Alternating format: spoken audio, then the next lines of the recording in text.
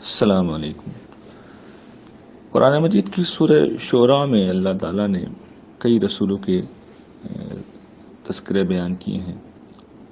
اس میں سے ایک ذکر حضرت ابراہیم علیہ السلام کا ہے۔ ان کا ذکر جب ختم ہونے لگتا ہے تو اللہ تعالیٰ نے ان کی ایک دعا نقل کی ہے، ان کے کچھ آخری الفاظ نقل کیے ہیں جو اپنی قوم سے رخصت ہوتے وقت وہ بیان کرتے ہیں۔ اس میں وہ اللہ تعالیٰ کی ان نعمتوں کو بیان کرتے ہیں جو ان کے اوپر ہوئی ہیں۔ مثال کے طور پر الذی خلقنی فہو یہدین، کہ میرا رب ہے جس نے مجھے پیدا کیا اور وہی میری رہنمائی کرتا ہے۔ والذی ہوا یطعمنی ویسقین، وہی ہے جو مجھے کھلاتا اور پلاتا ہے۔ وَإِذَا مَرِضْتُ فَهُوَ یشفین، اور جب میں بیمار ہوتا ہوں تو وہ مجھے شفا دیتا ہے۔ اس جملے میں قابل توجہ بات یہ ہے کہ انہوں نے شفا ایک نعمت ہے تو شفا کا تو بیان کیا ہے، لیکن مرض کی جو نسبت کی ہے وہ اللہ تعالیٰ کی طرف نہیں کی، بلکہ یہ کہا ہے کہ جب میں بیمار ہو جاتا ہوں تو وہ شفا دیتا ہے۔ تو گویا مرض ایک آزار ہے تو اس کی نسبت اللہ کی طرف نہیں کی، بلکہ شفا کی نسبت اللہ کی طرف کی ہے۔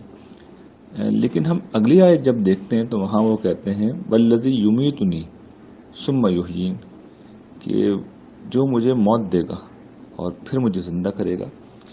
موت کی نسبت انہوں نے اللہ تعالیٰ کی طرف کر دی ہے۔ تو یہ سوال پیدا ہوتا ہے کہ کیا موت کوئی نعمت ہے؟ اس لیے یہاں تو نعمتیں بیان ہو رہی ہیں۔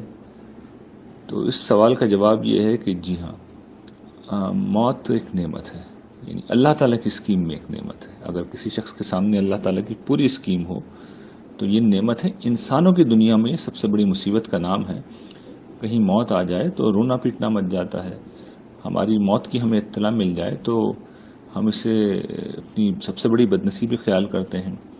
گھر میں یہ واقعہ پیش آ جائے تو ظاہر ہے کہ صف ماتم بچ جاتی ہے، لیکن خدا کی اسکیم میں خاص کر ایک بندہ مومن کے لیے بہت بڑی نعمت ہے۔ نعمت اس پہلو سے ہے کہ ایک شخص اگر حالت ایمان میں ہے تو موت کا مطلب یہ ہے کہ اس کے لیے جنت کے دروازے کھلے ہوئے ہیں اور ساری دنیا کی، ساری جہان کی نعمتیں جن کا وہ تصور نہیں کر سکتا، بلکہ اس کے تصور سے بھی بڑھ کر اس کے لیے تیار ہے۔ اور اس دنیا میں جو تکالیف تھیں، جو مشکلات تھیں، ان کا خاتمہ ہو چکا ہے اب، اور اب کوئی زندگی میں دکھ اسے نہیں ملے گا، آزار نہیں آئے گا، غم نہیں آئے گا، پریشانی نہیں آئے گی۔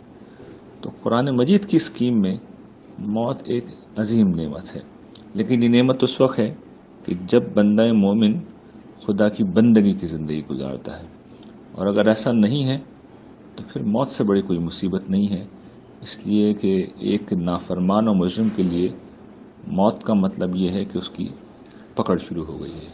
اللہ تعالیٰ سے دعا ہے کہ وہ ہمیں اپنی پکڑ و گرفت سے محفوظ فرمائے اور بندگی کی زندگی نصیب فرمائے۔